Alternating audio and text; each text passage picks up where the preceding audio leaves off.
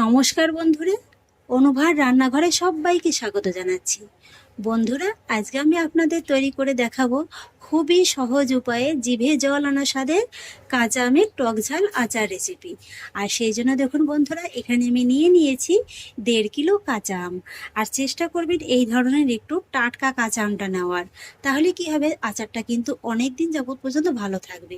এই যে দেখুন, আমগুলো যেন এরকম একদম টাইট হয়। এবার সবার প্রথমেই এই আমগুলোকে আমি গোটা অবস্থাতে খুব ভালোভাবে ধুয়ে নেব। যেহেতু আমগুলো আমি কেটে নেওয়ার পরে আর ধোবো না, তাই কিন্তু এইভাবে অবশ্যই গোটা অবস্থাতে খুব ভালোভাবে ধুয়ে নিতে হবে। আর সেই জন্য একটা বড় পাত্রের মধ্যে নিয়েছি খানিকটা জল। জলের মধ্যে এবার আমগুলো দিয়ে দেবো। এই যে দেখুন বন্ধুরা, কেমন কষটা ঝরছে, ঠিক এরকমই কিন্তু একদম টাটকা আমটা হতে হবে। এবার আমগুলোকে আমি এইভাবে হাতের সাহায্যে রগড়ে রগড়ে খুব ভালোভাবে ধুয়ে দেবো। আমগুলোকে আমি খুব ভালোভাবে ধুয়ে নিয়েছি। আর এবার আমি আমগুলোকে জল থেকে তুলে এইভাবে একটা পাতলা সুতির কাপড় দিয়ে কিন্তু খুব ভালোভাবে মুছে একদম শুকিয়ে নেব। খেয়াল রাখবেন আমের গায়ে যেন কোনো রকমের কোনো জল না থেকে যায়। এইভাবে কিন্তু আমটাকে খুব ভালোভাবে মুছে শুকিয়ে নিতে হবে। আমগুলোকে আমি খুব সুন্দরভাবে মুছে নিয়েছি। এবার আমি আমগুলোকে একটু কেটে নেব। প্রথমে এই যে বোটার অংশটা আছে, এটাকে কিন্তু একটু ভালোভাবে কেটে বাদ দিয়ে দিতে হবে।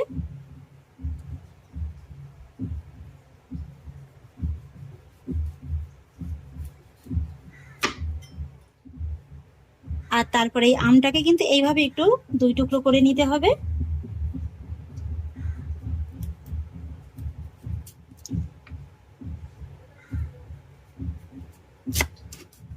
আর চেষ্টা করবেন বন্ধুরা একটু শক্ত ধরনের আমটা নেওয়ার। এই যে দেখুন, আটিটা একটু হালকা শক্ত হয়ে গেছে, এই ধরনের আমটা নিলে কিন্তু ভালো হবে। আর তারপরে আমটা কিন্তু আমি এইভাবে একটু ছোট ছোট করে ডুমো ডুমো করে কেটে নেব।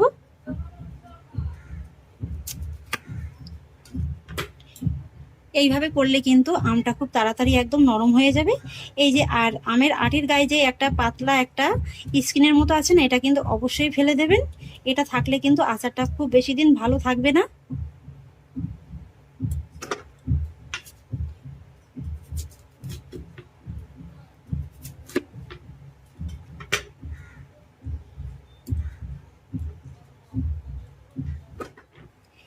এইভাবেই কিন্তু আমি পুরো আমগুলোকে আগে কেটে নেব, তারপর আপনাদের দেখিয়ে দিচ্ছি।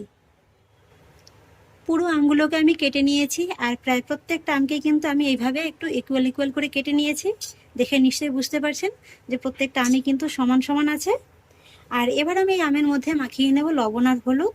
আর সেই জন্য প্রথমেই দিয়ে দিচ্ছি 3 টেবিল চামচের মতো হলুদ গুঁড়ো। বন্ধুরা, এখানে কিন্তু আমটা মাখানোর সময় লবণ আর হলুদের পরিমাণটা একটু বেশি লাগবে। এবার দিয়ে দিচ্ছি 3 টেবিল চামচের মতো নর্মাল লবণ। এবার আমটাকে আমি লবণ আর হলুদের সঙ্গে খুব ভালোভাবে মাখিয়ে নেব। এইভাবে একটু মাখিয়ে নেওয়ার পরে তারপর কিন্তু হাত দিয়ে এইভাবে খুব ভালোভাবে মেখে নিতে হবে।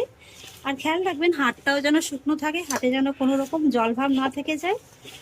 আর এইভাবে কিন্তু খুব ভালোভাবে মাখিয়ে নিতে হবে, যাতে করে আমের গায়ে লবণ আর হলুদটা খুব ভালোভাবে একদম কোট হয়ে যায়। লবণ আর হলুদটাকে দেখুন আমি কিন্তু খুব ভালোভাবে মাখিয়ে নিয়েছি। আর এবার বন্ধুরা, এই আমগুলোকে আমি একটু শুকিয়ে নেবো, সেই জন্য এরকম একটা বড় স্টিলের থালা নিয়েছি। থালার পরে এইভাবে আমগুলোকে একটু গ্যাপ রেখে রেখে ছড়িয়ে দেব।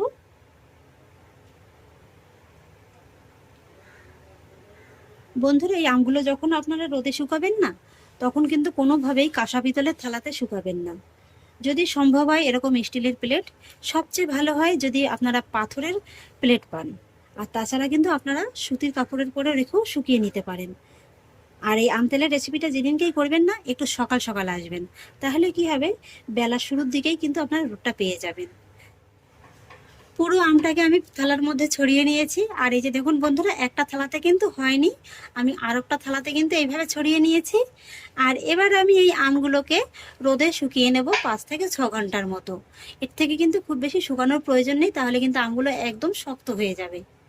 এই আমটাকে যদি আপনারা টানা রোদে শুকিয়ে নেন তাহলে 5 থেকে 6 ঘন্টার মতো শুকিয়ে নিলে হবে। আর যদি দেখেন যে একটু মেঘলা মেঘলা হচ্ছে তাহলে কিন্তু 2 দিনের মতো একটু শুকিয়ে নিলে হবে। আর আপনাদের কাছে যদি রোদটা অ্যাভেলেবেল একান্তই না থাকে সেক্ষেত্রে আপনারা কিন্তু এই আমটাকে ফ্যানের নিচে রেখেও শুকিয়ে নিতে পারেন। এখন যেহেতু গরমকাল সবসময় ফ্যানটা চলছে তাই কিন্তু ফ্যানের নিচে রাখলেও হয়ে যাবে, সেক্ষেত্রে 2 থেকে 3 দিনের মতো রাখলেই হয়ে যাবে। এই তো বন্ধুরা ফিরে এলাম 5 থেকে 6 ঘন্টা বাদে। আমগুলো দেখুন বন্ধুরা খুব সুন্দরভাবে কিন্তু একদম পারফেক্টভাবে শুকিয়ে গেছে। একেবারে যে শুকিয়ে চুরমুড়ের মতো হয়ে গেছে সেটাও কিন্তু নয়। আবার দেখুন আমের গায়ে কিন্তু কোনো রকমের কোনো জল অবশিষ্ট নেই। ঠিক এইভাবেই কিন্তু আমটাকে একটু ভালোভাবে শুকিয়ে নিতে হবে। আজকে আমি যেহেতু কাঁচা আমের একটা মশলাদার আচার বানাবো সেই জন্য তো একটা মশলা রেডি করে নিতে হবে। একদম দোকানের সাথে কিভাবে আপনারা মশলাদার আচার বাড়িতেই তৈরি করতে পারবেন সেই ঘরোয়া মশলার একটা সিক্রেট উপকরণ আপনাদের দেখিয়ে দিচ্ছি। আর মশলাটি বানানোর জন্য গ্যাসের উপর একটি ফ্রাই প্যান বসিয়ে দিয়েছি। প্যানের মধ্যে নিয়ে নেব প্রথমেই 7 থেকে 8টির মতো গোটা শুকনো লঙ্কা। তারপরে নিয়ে নেব 3 টেবিল চামচ গোটা ধনে। এবার নিয়ে নেব 2 টেবিল চামচ গোটা জিরে। তারপরে নিয়ে নেব 7 থেকে 8টির মতো লবঙ্গ। এবার নিয়ে নেব 10 থেকে 12টির মতো গোটা গোলমরিচ। তারপরে নিয়ে নেব 2 টেবিল চামচের মতো মৌরি। সেই সঙ্গে নিয়ে নেব 3 টেবিল চামচ কালো সরিষা। আপনারা এখানে হলুদ সরিষাটাও ব্যবহার করতে পারেন। আর এবার নিয়ে নেব হাফ টেবিল চামচের মতো মেথি। এখানে কিন্তু বন্ধুরা মেথিটা খুব বেশি দিতে যাবেন না, তাহলে কিন্তু আবার আচারটা খেতে তেতো লাগবে। ফাইনালি সমস্ত মশলার উপকরণগুলো আমি দিয়ে দিয়েছি। আর এবার গ্যাসের ফ্লেমটাকে মিডিয়াম লোতে রেখে এই মশলাগুলোকে হালকা ড্রাই রোস্ট করে নিতে হবে। খুব বেশি কিন্তু ভাজা ভাজা করা যাবে না, হালকা একটু, যাতে করে মশলার ভিতরে হালকা যে মশলার ভাবটা থাকে সেটা একটু টানিয়ে নিলে হয়ে যাবে। এইভাবে কিন্তু বন্ধুরা আপনারা বেশি করে মশলাটা বানিয়ে যে কোনো ধরনের আচার বানাতে পারেন। মোটামুটি 1.5 থেকে 2 মিনিটের মতো মশলাটাকে একটু ড্রাই রোস্ট করে নিলেই হয়ে যাবে। মোটামুটি 1.5 থেকে 2 মিনিটের মতো মশলাটাকে আমি ড্রাই রোস্ট করে নিয়েছি। মশলার ভিতর থেকে কিন্তু সুন্দর একটা সুগন্ধ বেরোতে শুরু করে দিয়েছে। ঠিক এই পর্যায়ে কিন্তু গ্যাসের ফ্লেমটাকে অফ করে দিতে হবে। আর তারপরে এই মশলাটাকে অন্য একটি জায়গায় নামিয়ে একটু হালকা করে ঠান্ডা করে নিয়ে আধ ভাঙা করে গুঁড়ো করে নিতে হবে। মশলাটা ঠান্ডা হতে হতে সেই ফাঁকে চলুন আচারের জন্য তেলটাকে রেডি করে নেব। ওভেনে একটি কড়াই বসিয়ে দিয়েছি। কড়ার মধ্যে নিয়ে নেব মেজারমেন্ট কাপ মেপে 1.5 কাপের মতো সরিষার তেল। বন্ধুরা এই আচার বানানোর জন্য কিন্তু তেলের পরিমাণটা একটু বেশি দিতে হবে। আর এখানে কিন্তু তেলটাকে একদম ধোয়া ওঠা গরম করে নিতে হবে। তেলটা দেখুন বন্ধুরা খুব ভালোভাবে কিন্তু গরম হয়ে গেছে। এবার গ্যাসের ফ্লেমটাকে অফ করে দিতে হবে। আর তারপরে তেলটাকে কিন্তু হালকা করে একটু ঠান্ডা করে নিতে হবে। মোটামুটি তেলটা যাতে উষ্ণ গরম থাকে সেইভাবে ঠান্ডা করে নিলেই হয়ে যাবে। এদিকে মশলাটাও দেখুন আমি কিন্তু গুঁড়ো করে নিয়েছি। আর মশলাটা কিন্তু এইভাবে একটু গোটা গোটা থাকবে, মোটামুটি একটু আধ ভাঙা করে কিন্তু গুঁড়ো করে নিতে হবে। কারণ আচারের মধ্যে এই যে আধ ভাঙা যে মশলাটা আছে না, এটা যখন মুখে পড়বে খেতে কিন্তু খুবই ভালো লাগবে। এবার আমি এই মশলাটাকেও একটা সাইডে সরিয়ে রেখে দেবো। আর এবার দেখুন বন্ধুরা এদিকে তেলটাকেও কিন্তু আমি হালকা ঠান্ডা করে নিয়েছি, মোটামুটি কুসুম গরম অবস্থায় আছে। ঠিক এই পর্যায়ে আমি এই মশলার ভিতরে কয়েকটি মশলার উপকরণ অ্যাড করব। তাই শুরুতেই দিয়ে দিচ্ছি 1/4 টিস্পুনের মতো হিং। তারপরে দিয়ে দেবো 1 টেবিল চামচের মতো কালো জিরে। আর তারপরে দিয়ে দেবো 1 চা চামচের মতো জোয়ান। এবার এই গোটা মশলার উপকরণগুলোকে আমি তেলের সঙ্গে একবার ভালোভাবে নেড়েচেড়ে মিশিয়ে নেব। আর তারপর কিন্তু এই তেলটাকে খুব ভালোভাবে একদম ঠান্ডা করে নেব। তেলটাকে কিন্তু আমি ঠান্ডা করে নিয়েছি। আর এবার আমি এই তেলের মধ্যে অ্যাড করব 3 টেবিল চামচ কাশ্মীরি লঙ্কার গুঁড়ো। এতে ঝাল হবে না, আচারের মধ্যে খুব সুন্দর একটা কালার আসবে। আর বন্ধুরা আমি কিন্তু আজকের এই যে টেবিল চামচ মাপ করে সমস্ত মশলার উপকরণগুলো অ্যাড করছি। আর তারপরে অ্যাড করছি 1 চা চামচের মতো হলুদ গুঁড়ো। যেহেতু আমি আগেই হলুদটা মাখিয়ে নিয়েছি তাই কিন্তু এখন হলুদ গুঁড়োটা কম দিলাম। এবার এই মশলাগুলোকেও আমি এই তেলের সঙ্গে খুব ভালোভাবে মিশিয়ে নেব। আর তারপরে এই তেলের মধ্যে অ্যাড করব আমি যে মশলাটা ভেজে গুঁড়ো করে রেখেছিলাম সেই মশলাটা তেলের সঙ্গে খুব ভালোভাবে মিশিয়ে নেব। আর এবার অ্যাড করব 3 টেবিল চামচ ভিনিগার। এই ভিনিগারটা দিলে কি হবে, আমের আচারটা কিন্তু আপনারা 1 থেকে 1.5 বছরের মতো সংরক্ষণ করে খেতে পারবেন। কোনো রকম ভাবে আচারটা নষ্ট হওয়ার কোনো চান্সই থাকবে না। সমস্ত মশলার উপকরণগুলো আমি খুব ভালোভাবে মিশিয়ে নিয়েছি। আর এবার আমি গুঁড়ো মশলাটাকে তেলের সঙ্গে এইভাবে ঢাকা চাপা দিয়ে রেখে দেবো 5 মিনিটের মতো। এতে করে মশলাটা তেলের ভিতর খুব ভালোভাবে ভিজে ফুলে যাবে। 5 মিনিট বাদে ফিরে এলাম, ঢাকাটাকে তুলে নিচ্ছি।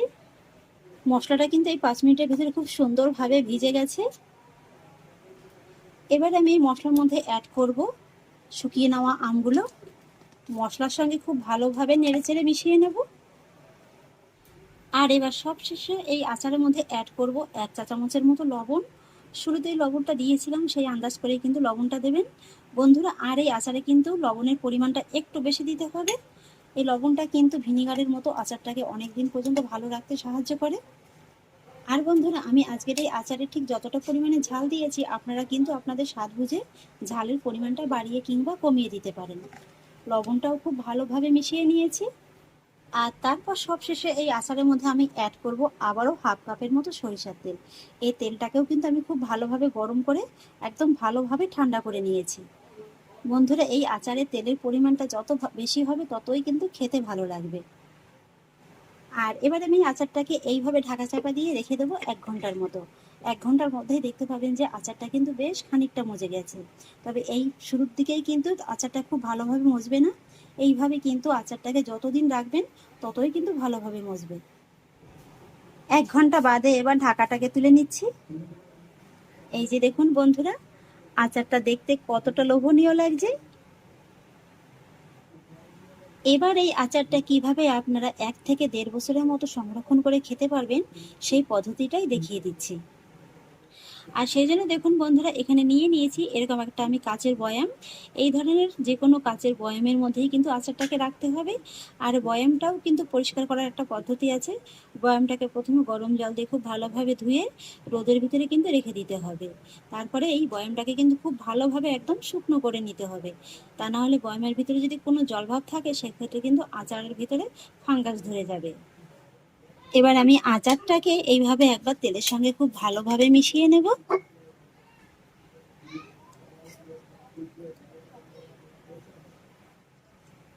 তারপরে এই আচারটাকে আমি বয়ামের মধ্যে ঢেলে নেব।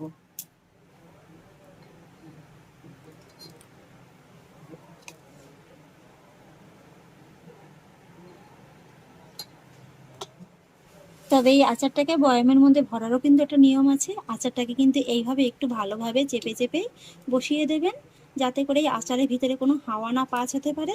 তাহলে কিন্তু আচারটা অল্প সময়ের মধ্যেই নষ্ট হয়ে যাবে। আর এইভাবে যদি চেপে চেপে আচারটাকে বসিয়ে দেওয়া যায় তাহলে এর ভিতরে আর হাওয়াটা পাস হতে পারবে না। আর সেক্ষেত্রে কিন্তু আচারটা অনেক দিন যাবৎ পর্যন্ত ভালো থাকবে। আর এইভাবে কিন্তু আচারের উপরে যাতে করে তেলটা ভেসে থাকে সেইভাবেই কিন্তু তেলের পরিমাণটা আপনারা বুঝে শুনে দেবেন। আর তারপর আচারটা যখন পুরোপুরিভাবে বয়ামের ভিতরে ঢালা হয়ে যাবে তখন কিন্তু বয়ামের ঢাকনাটা এইভাবে লাগিয়ে নিয়ে এই আচারটাকে প্রথমে 2 থেকে 3 দিনের মতো একটু ভালোভাবে রোদে নিয়ে দেবেন। আর তারপরে 6 মাসে 9 মাসে একবার রোদে দিলেই কিন্তু হয়ে যাবে। এই আচারটা বয়ামের ভিতরে যত ভালোভাবে রোদে বসাতে পারবেন ততই কিন্তু আমটা খুব ভালোভাবে মজে যাবে। তাহলে বন্ধুরা, কেমন লাগলো আমার আজকের এই কাঁচা আমের টক ঝাল আচার রেসিপি কিংবা আম তেল রেসিপি? আশা করছি আপনাদের খুবই ভালো লেগেছে।